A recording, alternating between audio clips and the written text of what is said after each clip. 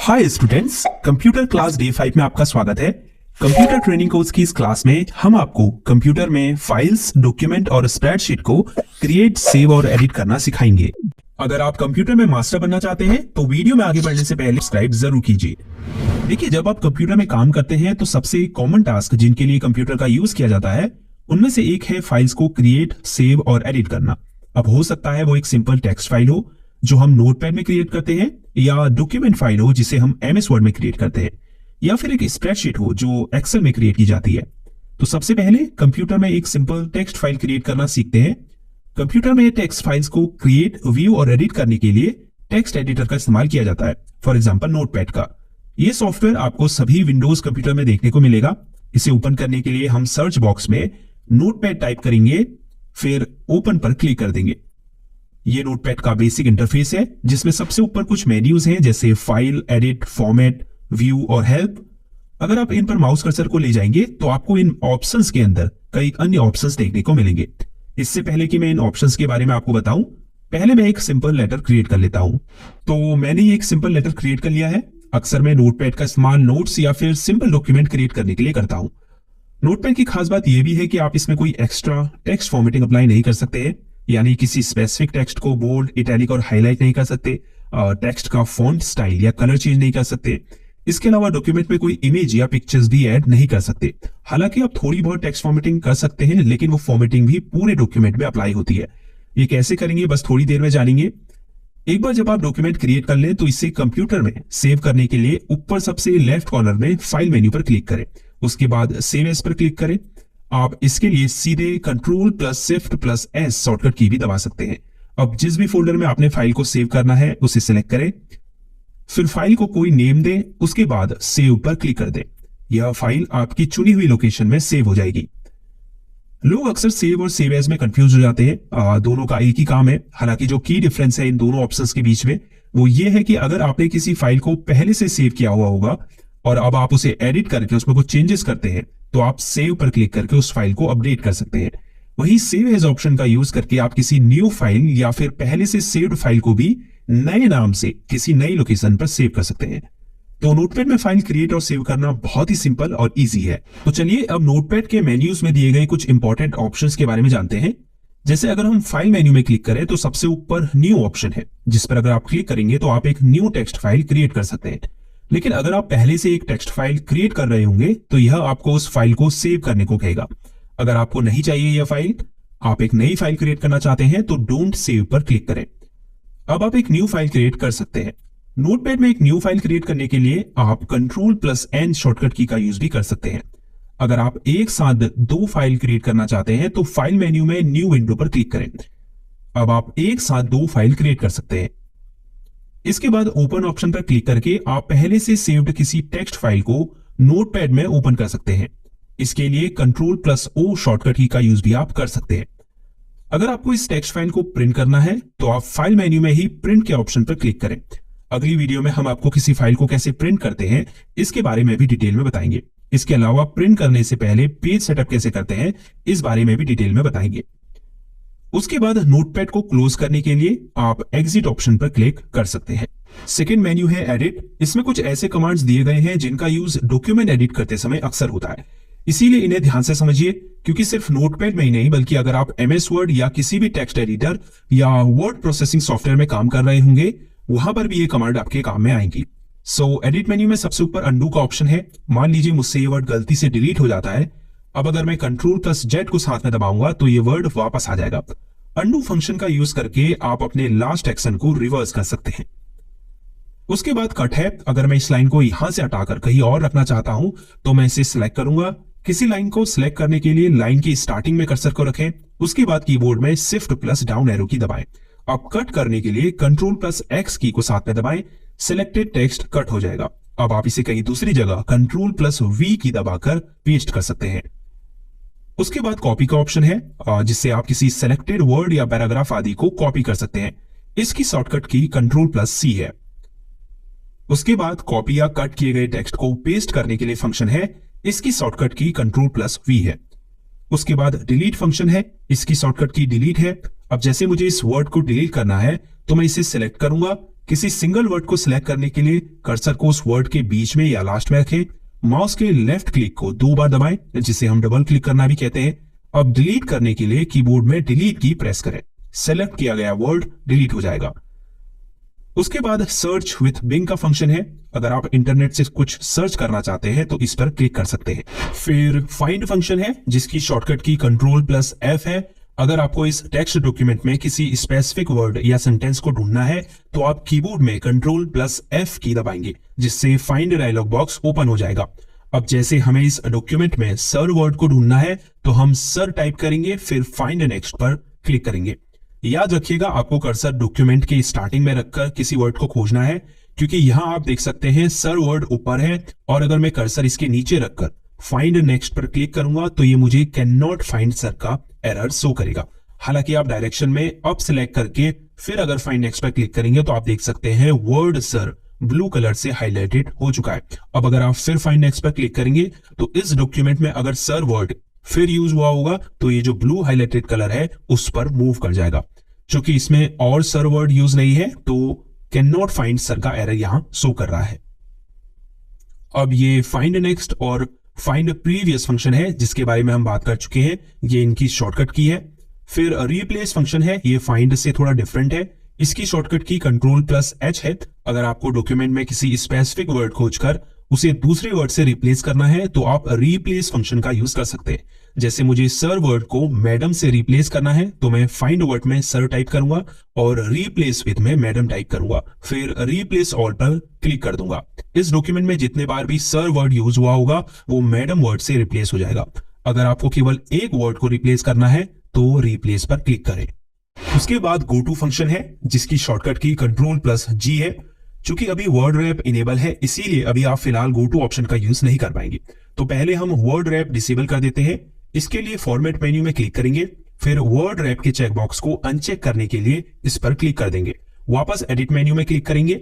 अब आप देख सकते हैं गो टू ऑप्शन इनेबल हो चुका है। जैसे ही इस पर क्लिक करेंगे आपके सामने go to line dialog box open हो जाएगा। अब इसका यूज करके आप डॉक्यूमेंट की किसी भी लाइन में माउस कर्सर को मूव कर सकते हैं। उसके बाद सेलेक्ट ऑल का ऑप्शन है। पूरे डॉक्यूमेंट को सिलेक्ट करने के लिए आप Ctrl+A की को दबा सकते हैं। उसके बाद टाइम डेट का फंक्शन है। अगर आपको नोटपैड में current time and date enter करना है तो आप F5 की को दबा सकते हैं। तो एडिट मेन्यू में जितने भी फंक्शंस या ऑप्शंस हैं, इनकी नॉलेज होना आपके लिए बेहद इंपॉर्टेंट है, क्योंकि आप किसी भी टेक्स्ट एडिटर या वर्ड प्रोसेसिंग सॉफ्टवेयर में काम करें, ये कुछ कॉमन टास्क हैं जिन्हें आपको डेली बेसिस में परफॉर्म करना पड़ता है। अब फॉर्मेट मेन्यू में आ जाते हैं। पहला ऑप्शन वर्ड रैप है। अगर आप इसे इनेबल करेंगे तो नोटपैड की विंडो को कैसे भी रिसाइज करने पर जो टेक्स्ट होगा वो साइज के हिसाब से एडजस्ट हो जाएगा। उसके बाद फॉन्ट का ऑप्शन है, जिस पर क्लिक करके आप ऑल टेक्स्ट में सेम फॉर्मेटिंग अप्लाई कर सकते हैं, जिसके बारे में हम शुरुआत में बात कर रहे थे। जैसे आप यहां से डिफरेंट फॉन्ट स्टाइल को चूज कर सकते हैं। फॉन्ट को रेगुलर, इटैलिक, बोल्ड और बोल्ड इटैलिक में रख सकते हैं। फॉन्ट के साइज को चूज कर सकते हैं। उसके बाद जैसे ही आप ओके पर क्लिक करेंगे आपकी चूज की गई फॉर्मेटिंग पूरे डॉक्यूमेंट में अप्लाई हो जाएगी। अब व्यू मेन्यू है, जिसमें पहला ऑप्शन जूम है, जिससे आप नोटपैड में जूम इन जूम आउट कर सकते हैं। डिफॉल्ट जूम को रिस्टोर भी कर सकते हैं। इनके आगे इन ऑप्शंस की शॉर्टकट कीज भी दी हुई है। उसके बाद अगर आपको बॉटम के इस स्टेटस बार को डिसेबल करना है तो आप स्टेटस बार के आगे मौजूद इस चेक बॉक्स को अनचेक कर सकते हैं। अंत में हेल्प मेन्यू है। अगर आप नोटपैड के बारे में जानना चाहते हैं या आपको इससे रिलेटेड हेल्प लेनी है तो आप इन ऑप्शंस का यूज कर सकते हैं। तो इस तरह से आप नोटपैड का यूज करके simple text file create, save और एडिट कर सकते हैं। अगर इन फ्यूचर मुझे इस फाइल में चेंजेस करने हुए तो मैं उस फोल्डर में जाऊंगा जहां मैंने इस फाइल को सेव किया था। उसके बाद डबल क्लिक करके इस फाइल को ओपन कर लूंगा। अब मैं इसमें चेंजेस करके इसे दोबारा सेव कर सकता हूं। तो चलिए अब MS वर्ड में एक डॉक्यूमेंट फाइल क्रिएट और सेव करना सीखते हैं। इसके लिए हम सर्च बॉक्स में MS वर्ड टाइप करेंगे, फिर ओपन पर क्लिक कर देंगे। एक न्यू डॉक्यूमेंट क्रिएट करने के लिए हम ब्लैंक डॉक्यूमेंट पर क्लिक करेंगे। अगर पहले से सेव्ड किसी डॉक्यूमेंट को एडिट करना है तो आप यहां से उसे ओपन कर सकते हैं। चूंकि हम एक न्यू डॉक्यूमेंट क्रिएट कर रहे हैं तो हम ब्लैंक डॉक्यूमेंट पर क्लिक करेंगे। ये MS वर्ड का इंटरफेस है। MS वर्ड एक बहुत एडवांस वर्ड प्रोसेसिंग सॉफ्टवेयर है। इससे आप जैसा चाहे वैसा डॉक्यूमेंट क्रिएट कर सकते हैं। नोटपैड की ही तरह इसमें भी ऊपर कुछ मेन्यूज हैं जिन्हें हम टैब्स भी कहते हैं। जैसे file, home, insert, design, layout, references और भी बहुत सारी। इन सभी टैब्स के अंदर आपको कई सारी कमांड्स या ऑप्शंस देखने को मिलेंगे। जब हम एमएस वर्ड आपको सिखाना शुरू करेंगे तब एक एक करके इन टैब और उनके यूज के बारे में आपको डिटेल में बताएंगे। अभी फिलहाल मैं आपको बेसिक डॉक्यूमेंट क्रिएट और सेव करना सिखा रहा हूं। तो मैं पहले डॉक्यूमेंट क्रिएट कर लेता हूं। ये एक बेसिक डॉक्यूमेंट मैंने क्रिएट कर लिया है। तो कुछ बेसिक टेक्स्ट फॉर्मेटिंग आपको सिखा देता हूं। जैसे मुझे सबसे ऊपर की इस लाइन को टाइटल बनाना है तो मैं इसके आगे कर्सर को रखूंगा, फिर शिफ्ट प्लस डाउन एरो की दबाकर इस लाइन को सिलेक्ट कर लूंगा। अब होम टैब के अंदर स्टाइल्स ग्रुप में टाइटल के ऊपर क्लिक करूंगा। आप देख सकते हैं ये लाइन टाइटल में बदल चुकी है। आप इस छोटे से मोर एरो पर क्लिक करके कई और स्टाइल्स यहां देख सकते हैं। जैसे अगर आपको डॉक्यूमेंट में हेडिंग्स क्रिएट करनी है तो आप टेक्स्ट को सिलेक्ट करके हेडिंग 1 2 3 4 में से कुछ भी सिलेक्ट कर सकते हैं। अब अगर आपको टेक्स्ट के डिफॉल्ट फॉन्ट को चेंज करना है तो आप फॉन्ट ग्रुप में इस छोटे से डाउन एरो पर क्लिक करें, फिर आप इन फॉन्ट लिस्ट में से किसी भी फॉन्ट स्टाइल को सिलेक्ट कर सकते हैं। अगर आपको फॉन्ट का साइज छोटा बड़ा करना है तो आप फॉन्ट साइज के आगे इस छोटे से डाउन एरो पर क्लिक करें और जो भी साइज आपको रखना है फॉन्ट का उस पर क्लिक करें। इसके अलावा आप टेक्स्ट को बोल्ड, इटैलिक और अंडरलाइन कर सकते हैं। यहां से टेक्स्ट का फॉन्ट कलर चेंज कर सकते हैं। इसके अलावा सिलेक्टेड टेक्स्ट को यहां से हाईलाइट कर सकते हैं। यहां पैराग्राफ ग्रुप के अंदर आपको टेक्स्ट को अलाइन करने के लिए ऑप्शंस मिलेंगे। जैसे अगर आपको इस टेक्स्ट को सेंटर में रखना है तो सेंटर अलाइनमेंट पर क्लिक करें। इसके लिए आप कंट्रोल प्लस ई की भी दबा सकते हैं। इसके अलावा राइट, लेफ्ट और जस्टिफाई करने के लिए भी ऑप्शंस हैं। अगर आपको डॉक्यूमेंट में बुलेट लिस्ट और नंबर लिस्ट क्रिएट करनी है तो आप ऊपर दिए गए बुलेट और नंबरिंग के ऑप्शन पर क्लिक कर सकते हैं। होम टैब के अंदर ही यहां सबसे राइट कॉर्नर में आपको नोटपैड की तरह ही फाइंड, रिप्लेस और सेलेक्ट के ऑप्शंस देखने को मिल रहे हैं। इसके अलावा अगर आपको डॉक्यूमेंट में पिक्चर्स ऐड करनी है तो आप ऊपर इंसर्ट टैब में क्लिक करेंगे, फिर इलस्ट्रेशंस ग्रुप के अंदर पिक्चर्स ऑप्शंस पर क्लिक करेंगे। फिर अगर आपको अपने कंप्यूटर में मौजूद कोई पिक्चर अपलोड करनी है तो दिस डिवाइस पर क्लिक करें। स्टॉक इमेजेस यूज करने के लिए दूसरे ऑप्शन पर क्लिक करें। इंटरनेट से इमेजेस यूज करने के लिए ऑनलाइन पिक्चर्स पर क्लिक करें। आप इंसर्ट टैब से डॉक्यूमेंट में टेबल भी क्रिएट कर सकते हैं और भी बहुत कुछ इंसर्ट कर सकते हैं। जब हम एमएस वर्ड स्टार्ट करेंगे तब इनके बारे में डिटेल में जानेंगे। जब आप डॉक्यूमेंट क्रिएट कर ले तो कीबोर्ड में कंट्रोल प्लस एस की दबाकर आप इसे कंप्यूटर में सेव कर सकते हैं। इसके अलावा फाइल मेन्यू में भी आपको सेव और सेव एज का ऑप्शन देखने को मिलेगा।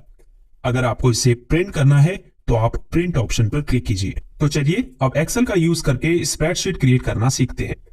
अगर आप डेटा एंट्री करना चाहते हैं या फिर अकाउंटिंग का काम करना चाहते हैं और इवन डेटा एनालिसिस भी अगर करना चाहते हैं तो इसके लिए एक्सेल एक बेहद ही पावरफुल टूल है।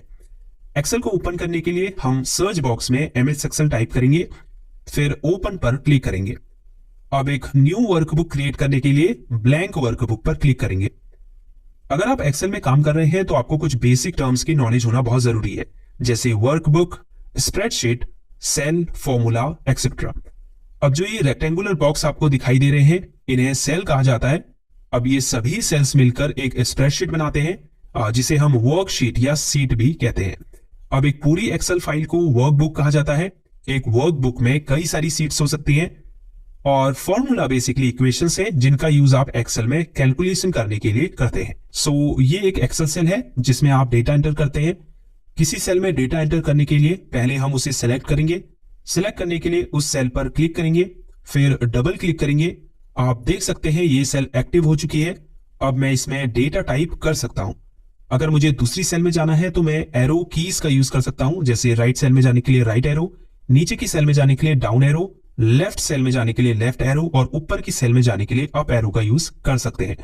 अगर आपको वर्कबुक में एक नई शीट क्रिएट करनी है तो आप नीचे सीट 1 के ठीक आगे प्लस के साइन पर क्लिक करके एक न्यू शीट क्रिएट कर सकते हैं। अब अगर मुझे इसे डिलीट करना है तो मैं इस पर राइट क्लिक करूंगा, फिर पॉपअप मेन्यू में डिलीट के ऑप्शन पर क्लिक करूंगा। अब थोड़ा एक्सेल के इंटरफेस का इंट्रोडक्शन आपको दे देते हैं। यहां सबसे ऊपर ये क्विक एक्सेस टूल बार है जिसमें कुछ टूल्स आपको दिखाई दे रहे हैं, जैसे वर्कबुक को सेव करने के लिए, एक्शंस को अंडू और रीडू करने के लिए, फिर ये छोटा सा डाउन एरो है जिस पर क्लिक करके आप क्विक एक्सेस टूल बार को कस्टमाइज कर सकते हैं। यानी कुछ और टूल्स जैसे न्यू, ओपन को यहां ऐड और रिमूव कर सकते हैं। उसके बाद ये फाइल, होम, इंसर्ट टैब्स हैं जिनके अपने अपने ऑप्शंस हैं। इस पूरे एरिया को हम रिबन भी कहते हैं। अगर आप राइट कॉर्नर पर इस अप एरो में क्लिक करेंगे तो आप इस रिबन को हाइड कर सकते हैं। उसके बाद ये नेम बॉक्स है जिसमें करंटली सिलेक्टेड सेल का नेम शो होता है। जैसे अभी हमने A1 सेल को सिलेक्ट किया है तो नेम बॉक्स में A1 शो हो रहा है। ये फॉर्मूला बार है जहां से आप सेल में फॉर्मूला लगा सकते हैं। अब ये जो अल्फाबेट्स हैं ABCD, ये कॉलम्स नेम है। अगर आप इन पर क्लिक करेंगे तो ये पूरा कॉलम सिलेक्ट हो जाएगा। इस तरफ जो नंबर्स हैं वो रो को डिस्क्राइब करते हैं। सो आई होप अब आप एक्सेल के इंटरफेस को बहुत हद तक समझ गए होंगे। जब हम एक्सेल सीरीज स्टार्ट करेंगे तब आपको डिटेल में ये सभी चीजें सिखाई जाएंगी। अब अगर मुझे एक्सेल वर्कबुक सेव करना है तो मैं कीबोर्ड में Ctrl+S की दबाकर उसे सेव कर लूंगा। सो ये थी कंप्यूटर क्लास डे 5 जिसमें आपने कंप्यूटर में फाइल्स, डॉक्यूमेंट और स्प्रेडशीट को क्रिएट, सेव और एडिट करना सीखा। आई होप ये वीडियो आपको पसंद आई हो और इस वीडियो से आप बहुत कुछ नया सीखे हो। अगर ऐसा है तो वीडियो को लाइक करना बिल्कुल ना भूलें। अगर कोई सवाल या सुझाव हो तो नीचे कमेंट कीजिए, हम उसका जवाब आपको जरूर देंगे। अंत में जाते जाते चैनल को सब्सक्राइब करना बिल्कुल ना भूलें। इस वीडियो में इतना ही। See you in the next class. अपना ख्याल रखिएगा। तब तक के लिए गुड बाय।